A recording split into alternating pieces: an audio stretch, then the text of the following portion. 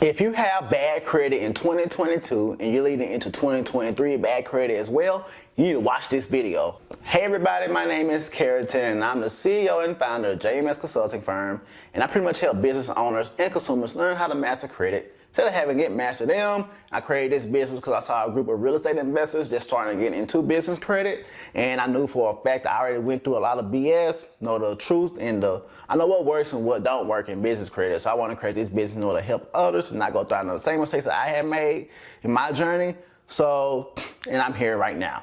So this video, I want to go over a lot of breaking laws that happened in 2022 with the Biden-Harris Administration Act with student loans, and also with medical collection debts, that's actually going to aid you in 2023 whenever it comes to fixing your own credit yourself.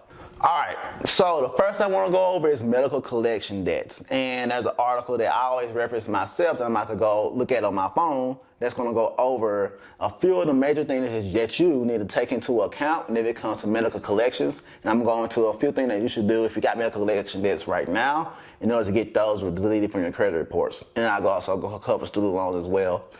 So, effective March of 2022, the CRAs announced joint measures that will result in nearly 7% of paid medical debt trade lines being removed from consumers' reports.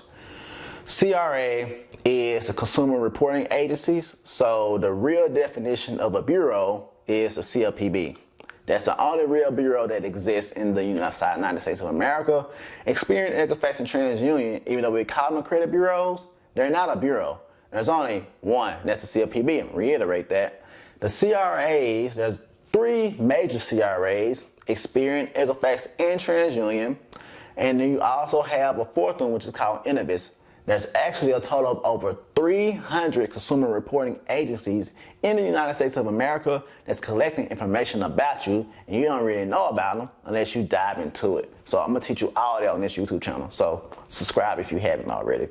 But anyways, that law passed in March of 2022, and effective July 1st, 2022, the CRAs will no longer include on consumers' credit reports any medical debt that has been paid in full after being sent to collections. And number two, effective July 1st, 2022, unpaid medical bills cannot be reported until they are at least 365 days past the date of first delinquency. And also, starting in March 20th of 2023, the CRAs will not report any medical collection debt under $500 if it's past 365 days. Actually, no, it won't be reported at all when the original balance less than or equal to $500. So here go a couple of things to take into account with all those laws, okay? So number one, if you just pay your debts in full instead of signing up for a company like mine, this is full disclosure, if you got medical collection debts, you just pay it off, especially if it's a small dollar amount. Just pay that off, then the collection is just gonna fall off, okay?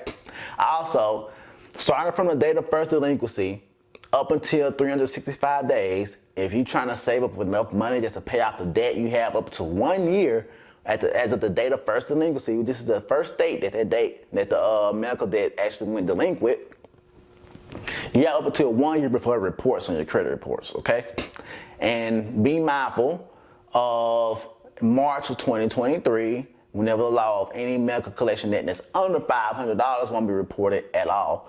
So this pretty much aids you in a lot of different ways, because if you have a lot of medical collection debts on your credit reports, you probably don't even need to sign up for a credit repair company. You could just, without even disputing, just save up the money and pay it off, and it's actually gonna fall off your credit reports, okay? So that's one thing to take into account when it comes to medical collection debts.